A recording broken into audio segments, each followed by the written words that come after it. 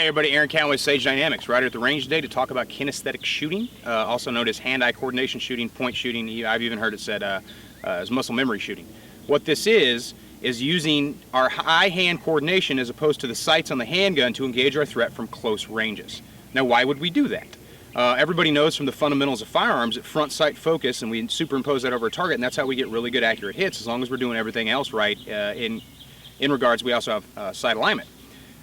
But in reality, in close quarter shooting, especially in a spontaneous attack, when we present the weapon to our threat, we go through some physiological and some psychological changes in our brain. Our SNS activates and we lose the ability to near focus, which means we can't physically focus on the sights. Instead, we've just been trained by millennia of evolutionary programming to focus on the threat itself.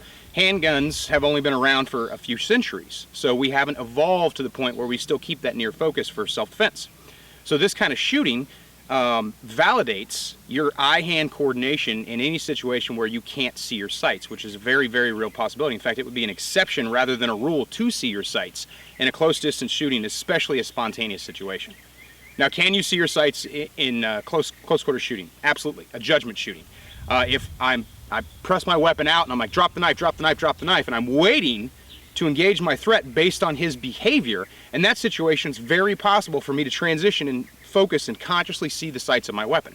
It's also possible for a very, very, very small percentage of people to see their sights naturally because they've just trained and ingrained and gotten used to stress. But to practice this kind of shooting every chance you get will definitely make it more beneficial. It builds confidence and it validates the skill set, which I'm going to demonstrate. Now, for my own personal practice, I use this Glock 17. It's a stock Glock 17 Gen 4 with the sights removed. I've removed the sights for this gun because it's one method you could use to get used to kinesthetic shooting, which is just eye-hand coordination shooting.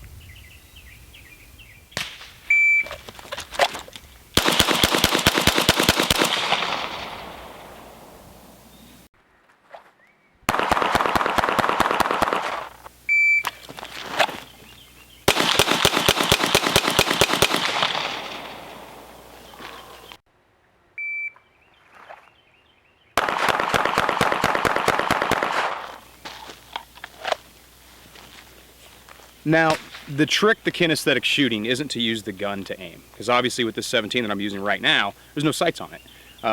It's to focus on the threat. Now that goes against all the fundamental training you've ever had. We're always taught front sight focus, front sight focus, front sight focus.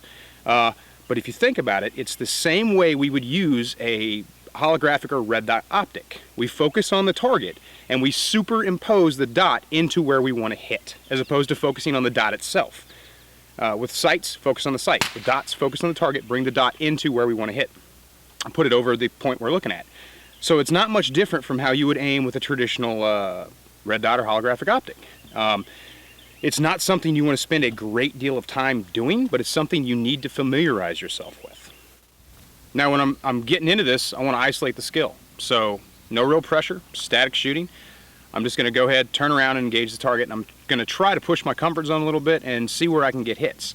The great thing about focusing on your threat, at least when it comes to training, is I can walk my rounds into where I want to hit, my desired point of impact, which doesn't necessarily reflect real life because bad guys usually don't sit still, and even if they do and you're getting hits, you may not be able to tell exactly where your hits are. So this is a training artificiality, but the advantage to it is it teaches you, it basically refines your hand-eye coordination on the gun.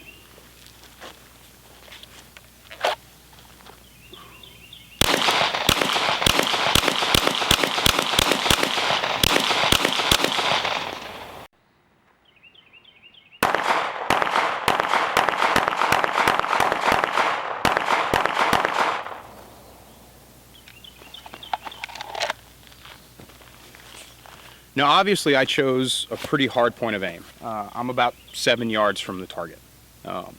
Aimed for the head.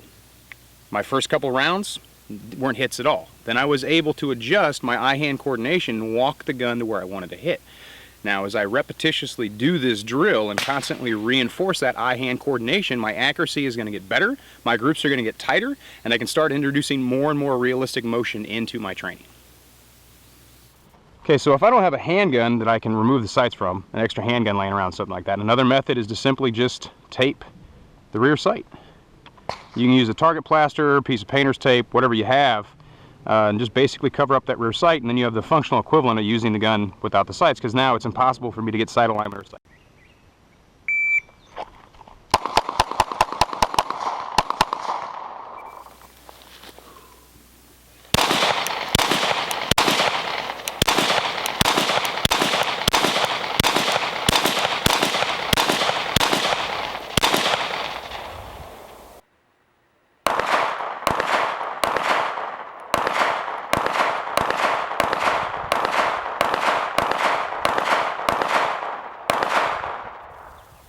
Alright, not the best group I've ever shot.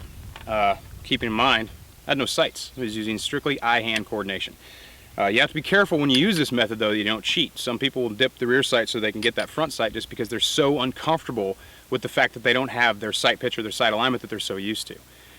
Another method you can use is to literally just force yourself to focus on the threat and not use your sights. That method is more natural. Unfortunately, the sights are still there and you may use them as a crutch. My personal suggestion is get used to this method. Remove your ability to see your sights completely from the equation, and then work your way, when you practice kinesthetic shooting, to using the traditional firearm, the firearm you're going to carry for EDC, your duty weapon, what have you. Get to where you use the method where you just focus on the threat. This type of shooting should not replace traditional fundamental marksmanship, but you should be comfortable with point shooting in the very real possibility in a close distance shooting that you're forced to confront a threat and your body does not allow you to see your sights. I'm Aaron Cowan with Sage Dynamics. Train accordingly.